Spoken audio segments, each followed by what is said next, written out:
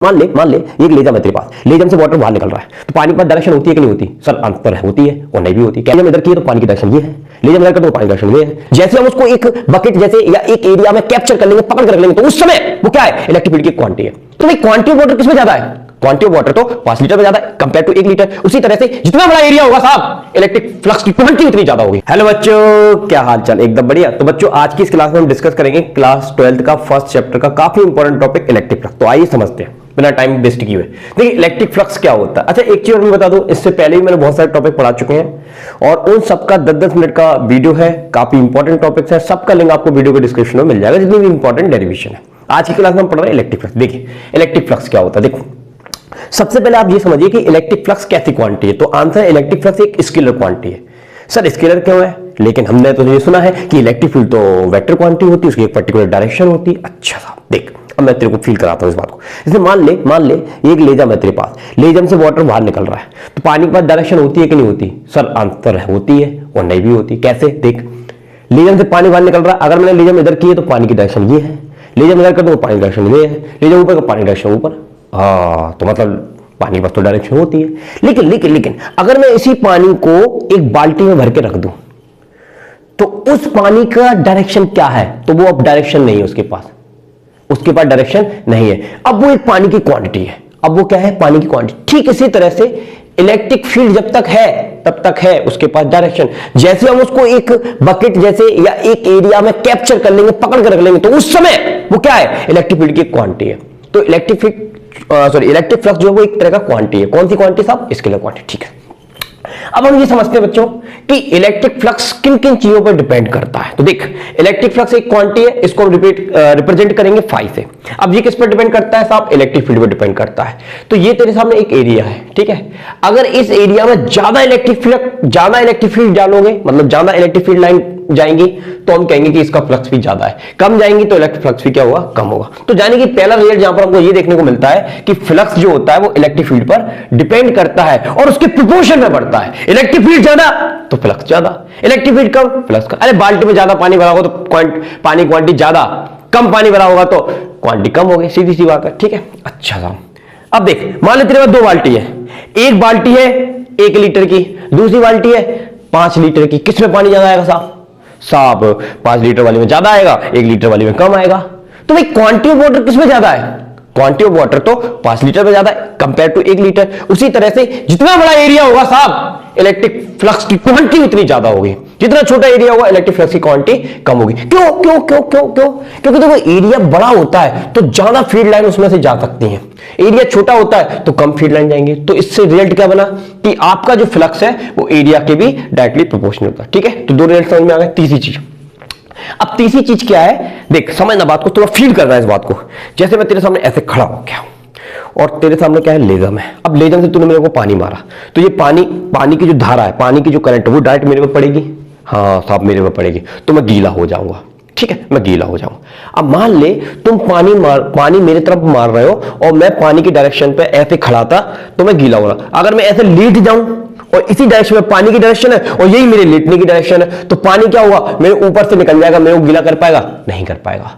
तो बस ये चीज जरा समझने का प्रयास करना। अगर आपका एरिया इलेक्ट्रिक फील्ड के 90 डिग्री है तो फ्लक्स मैक्सिमम होगा। तो फ्लक्स कैसा होगा साहब? मैक्सिमम होगा। समझ पा रहे हैं इस बात को? अगर आपका जो एरिया, ये जो एरिया है वो इलेक्ट्रिक फील्ड की डायरेक्शन में हो गया साहब, इलेक्ट्रिक फील्ड कैसी हो गई? डायरेक्शन हो गया, तो आपका फ्लक्स कैसा होगा? मिनिमम होगा। फ्लक्स कैसा होगा साहब? मिनिमम होगा। ठीक है, तो इस चीज को फील करिए। अगर आपका इलेक्ट्रिक फील्ड की डायरेक्शन के परपेंडिकुलर है, मतलब आपका एरिया इलेक्ट्रिक फील्ड की डायरेक्शन के परपेंडिकुलर, आपका एरिया इलेक्ट्रिक फील्ड डायरेक्शन के परपेंडिकुलर है, तो आपका फ्लक्स मैक्सिमम होगा। अगर आपका एरिया इलेक्ट्रिक फील्ड डायरेक्शन में है, अगर आपका एरिया इलेक्ट्रिक फील्ड डायरेक्शन में है, तो फ्लक्स कैसा होगा? मिनिमम होगा। ठीक है, अब इस चीज को हम ट्रिग्नोमेट्री के कौन से फंक्शन से एक्सप्लेन कर सकते हैं? पहले एक चीज समझिए, यहां पर आपको एंगल के बारे में समझना है। किसके बारे में समझना? एंगल। अब एंगल जो होता है यहां पर वो एरिया वेक्टर। अच्छा एक चीज आपको पता होगी कि एरिया कैसी quantity? Area is a vector quantity. इसकी डायरेक्शन क्या होती है? तो इसकी डायरेक्शन जो होती है वो उस एरिया के परपेंडिकुलर आउटसाइड हो सकती है या इनसाइड हो सकती है, अप हो सकती है, डाउन हो सकती है, लेकिन होगी तो परपेंडिकुलर। और एक बार अपने क्वेश्चन में आप जो डायरेक्शन सेट कर लोगे उसको ऑल टाइम आपको वही डायरेक्शन रखनी है। अगर हमने मान लिया कि एरिया की डायरेक्शन परपेंडिकुलर आउटसाइड है तो हमेशा हम उसको आउटसाइड ही लेंगे। तो अब देख बात को समझ। अब ये तुम्हारा एरिया है और यही इलेक्ट्रिक फील्ड है, तो ये एरिया वेक्टर हो गया तेरा और ये इलेक्ट्रिक फील्ड हो गया। कितना डिग्री का एंगल आया? 0 डिग्री का एंगल आया। तो फ्लक्स कैसा आ रहा है? मैक्सिमम। अच्छा, अब ये तुम्हारा इलेक्ट्रिक फील्ड है, ये तुम्हारा क्या है? इलेक्ट्रिक फील्ड है। अब ये जो एरिया ऐसे खड़ा था अब ये लेट गया और ये इलेक्ट्रिक फील्ड है, और जो एरिया ऐसे खड़ा था वो लेट गया और ये इलेक्ट्रिक फील्ड है। तो एरिया वेक्टर तो ऐसे आ जाएगा, क्योंकि इलेक्ट्रिक फील्ड मतलब एरिया वेक्टर की डायरेक्शन तो एरिया की कैसी होती है? 90 डिग्री होती है, परपेंडिकुलर होती है। तो अब बताओ एरिया वेक्टर का इलेक्ट्रिक फील्ड एंगल कितना है? 90। और जब एंगल 90 डिग्री होता है तो फ्लक्स कैसा होता है? मिनिमम होता है। तो एंगल आपको किसके बीच देखना है? एरिया वेक्टर और इलेक्ट्रिक फील्ड के। एंगल किसके बीच देखना है आपको? एरिया वेक्टर और इलेक्ट्रिक फील्ड के। अगर एरिया वेक्टर और इलेक्ट्रिक फील्ड डायरेक्शन सेम है तो 0 डिग्री, फ्लक्स मैक्सिमम। और अगर एरिया वेक्टर की डायरेक्शन इलेक्ट्रिक फील्ड की डायरेक्शन में 90 डिग्री है तो फ्लक्स कैसा होता है? मिनिमम। समझ में आई बात? ठीक है। अच्छा, अब थीटा इक्वल टू 0 पर फ्लक्स मैक्सिमम है और थीटा इक्वल टू 90 पर फ्लक्स कैसा है? मिनिमम है। तो ऐसा कौन सा ट्रिग्नोमेट्रिक फंक्शन है जिसमें 0 डिग्री पर कॉस की कहते हैं 0 डिग्री पर मैक्सिमम वैल्यू आती है और 90 डिग्री पर मिनिमम आती है? तो साहब आपको पता है कॉस 0 की वैल्यू मैक्सिमम होती है और कॉस 90 की वैल्यू कितनी होती है? 0 होती है। ठीक है, तो इसमें हम जो फ्लक्स लेंगे इसको एक्सप्लेन करने के लिए उसमें कौन सा फंक्शन लेंगे? Cos theta. तो हम कहेंगे कि आपका जो फ्लक्स है वो कॉस थीटा की क्या होता है? डायरेक्टली प्रोपोर्शनल होता है। आइए अब इन सबको अगर हम कंबाइन कर दें तो हमको फ्लक्स का एक फॉर्मूला मिल जाएगा, ए ई कॉस थीटा। और यहां पर प्रोपोर्शनल का साइन हटाओगे तो आपको एक कांस्टेंट मिलेगा, उसकी वैल्यू 1 होती है। तो ए ई कॉस थीटा, तो ये आपका किसका फॉर्मूला आ गया?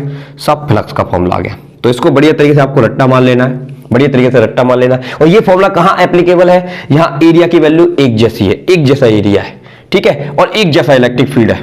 ओके, और थीटा की वैल्यू कुछ दी है आपको, तो आपका फ्लक्स का फॉर्मूला होता है phi equal to A E cos theta. अब इसकी डेफिनेशन में हम नोट कर लेते हैं। डेफिनेशन क्या है? डेफिनेशन की है the total number of electric field line passing through the perpendicular of surface area is called electric flux link to that area.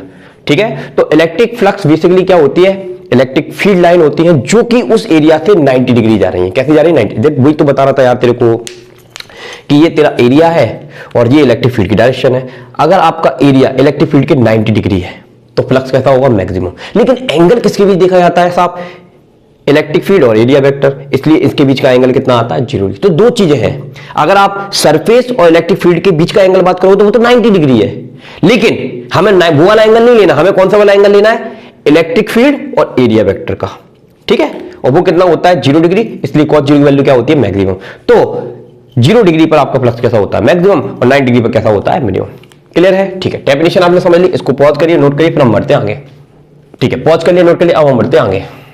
आइए बच्चों, अब हम समझते हैं अगर आपकी सरफेस एक प्लेन सरफेस है, ऐसी सरफेस है जो सिमेट्रिकल है, यानी कि उसके हर एक पॉइंट पर इलेक्ट्रिक फील्ड सेम है, अगर हम एंगल मेजर करते तो एंगल भी सेम है, तो उस सिचुएशन में आपका सिंपल फॉर्मूला होता है phi equal to E A cos theta. Simple जो उसका एरिया उसको रखिए, ए की वैल्यू रखिए और थीटा की वैल्यू।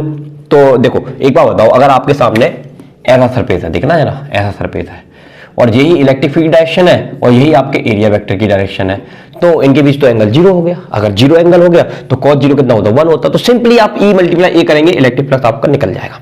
लेकिन कई सिचुएशन आपको ऐसी देखने को मिलेंगी कि आपके सामने अरेगुलर सरफेसेस आ जाएंगी जो सिमेट्रिकल नहीं होकर टेढ़ी मेढ़ी हो सकती हैं, अलग अलग शेप्स हो सकती है। तो उस सिचुएशन में आप उन सरफेसेस के कारण इलेक्ट्रिक फ्लक्स कैसे निकालेंगे? देखिए, तो जहां पर अरेगुलर सरफेस है आपके सामने, ठीक है, क्लोज सरफेस है, मैंने पूरा नहीं बनाया, क्लोज सरफेस है, मान लीजिए उसके अंदर एक इलेक्ट्रिक चार्ज रखा हुआ है। ठीक है, बात को समझना। अब इस इलेक्ट्रिक चार्ज से इस सरफेस को, अगर मान लो ये सरफेस है, बहुत बड़ी सरफेस है, अगर इस पूरे सरफेस का एरिया कितना है? एस है, सरफेस एरिया कितना है? एफ है। तो मैंने इसको छोटे छोटे एलिमेंट्स में डिवाइड कर लिया, तो इस चार्ज से इस एलिमेंट का नाम है ds1 और इसका डिस्टेंस कितना है? r1।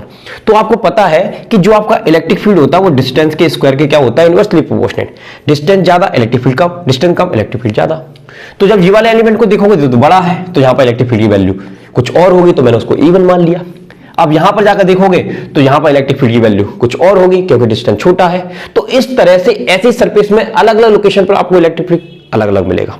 ठीक है साहब। दूसरी चीज, आप जब एरिया वेक्टर के साथ इलेक्ट्रिक फील्ड का एंगल मेजर करने जाओगे तो वो एंगल कहीं आपको थीटा मिलेगा, कहीं थीटा 2 मिलेगा, कहीं थीटा 3 मिलेगा, तो अलग अलग मिलेगा। तो ऐसी सिचुएशन में आप फ्लक्स कैसे कैलकुलेट करोगे? ऐसी सिचुएशन में हम लोग क्या करेंगे कि हर एक एरिया का डी फाई निकालेंगे। यहां पर डी फाई 1 आएगा, यहां डी फाई 2 आएगा, डी फाई 3 आएगा, और सबको क्या कर देंगे, ऐड कर देंगे। तो ऐड करने का क्या मेथड होता है? इंटीग्रेशन मेथड होता है। तो इंटीग्रेशन के लिए हमने इस तरह की सरफेस के लिए क्या फॉर्मूला बनाया हुआ है? Simple, phi equal to closed integration E vector dot DS vector, E vector dot DS vector. ठीक है साहब। अब यहां पर जो क्लोज लगा हुआ है ना, क्लोज यहां पर क्या रिप्रेजेंट करता है? ये रिप्रेजेंट करता है कि आपकी जो सरफेस है वो क्लोज सरफेस है। कैसी सरफेस है? क्लोज सरफेस है। अब इसी चीज को आप ऐसे भी लिख सकते हैं। कैसे लिख सकते हैं साहब? ई वेक्टर डॉट डीएस वेक्टर क्या होता है आपका? ई डीएस कॉस थीटा होता है। ठीक है, ओके जी। तो ये आपका कोई रेगुलर सरफेस है, उस सरफेस के लिए टोटल इलेक्ट्रिक फ्लक्स कैलकुलेट करने का फॉर्मूला होता है phi equal to close integration E DS cos theta. Clear है भाई? ठीक है। अब इसकी हम बात कर लेते हैं यूनिट के बारे में और डायमेंशन के बारे में। देखिए, तो इसको निकाल सकते हैं। चलिए मैं यहां पर निकाल के बता देता हूं आपको, यहां पर निकाल के बता देता हूं। देखिए, फ्लक्स का फॉर्मूला क्या होता है? ए इंटू ए। अच्छा, इलेक्ट्रिक फील्ड की यूनिट क्या होती है? न्यूटन पर कूलम होती है। क्या होती है? न्यूटन पर कूलम। ठीक है, ओके जी। और एरिया की कितनी होती है साहब? एरिया की होती है मीटर स्क्वायर। तो आपका यूनिट क्या आ गया? न्यूटन इंटू मीटर स्क्वायर पर कूलम। ये इसका क्या आ गया? आपका यूनिट आ गया। किसका? फ्लक्स का। ठीक है। और फ्लक्स कैसी क्वांटिटी है? याद रखिएगा, स्केलर क्वांटिटी है। कैसी क्वांटिटी है? फ्लक्स एक स्केलर क्वांटिटी है, और इसका यूनिट क्या होता है? न्यूटन इंटू मीटर स्क्वायर पर कूलम होता है। हम इसकी डायमेंशन भी निकाल लेते हैं। तो एक मिनट दीजिए, डायमेंशन और निकाल लेते हैं, फिर इसका काम कंप्लीट हो जाएगा। ठीक है, तो डायमेंशन निकालते हैं इसकी। तो डायमेंशन कैसे निकालोगे बेटा? तो देखो, न्यूटन किसका यूनिट है? फोर्स का यूनिट है। फोर्स की डायमेंशन क्या होती है साहब? M L T minus 2। ठीक है साहब, ठीक है। और डिस्टेंस की क्या होती है साहब? डिस्टेंस यानी कि एल, तो एल का स्क्वायर आ जाएगा। ठीक है साहब, चलिए। अपॉन कूलम मतलब चार्ज, चार्ज की डायमेंशन क्या होती है? 80। बस को सॉल्व कर लेना आपको। तो सॉल्व करेंगे तो देखिए, एम, एल और एल कितना हो गया? एल की पावर 3 हो गया। ये t ऊपर जाएगा तो t की पावर कितना हो जाएगा? -3, क्योंकि ये 1 है, ऊपर जाके -1, और ये t के साथ ऐड होकर कितना हो जाएगा? -3 हो जाएगा। ये ऊपर जाएगा, कितना हो जाएगा? -1 हो जाएगा। ठीक है, तो ये फ्लक्स का क्या आ गया? डायमेंशन। तो ये फ्लक्स का डायमेंशन आ गया, ये फ्लक्स का यूनिट आ गया। और फ्लक्स कैसी क्वांटिटी है? स्केलर क्वांटिटी है। रेगुलर सरफेस के लिए आपको ये वाला फॉर्मूला लगाना है, और रेगुलर सरफेस के लिए आपको सिंपल E इंटू ए वाला फॉर्मूला लगाना है। तो ये काफी इंपॉर्टेंट क्वांटिटी है, इसके बेसिस पर हम स्टडी करेंगे गॉस लॉ। तो आज की इस क्लास में इतना ही। यदि क्लास अच्छी लगी तो क्लास को लाइक जरूर कर देना, चैनल पर सब्सक्राइब कर देना। मिलते हैं नेक्स्ट वीडियो के साथ। अभी के लिए जय हिंद, जय भारत, थैंक यू।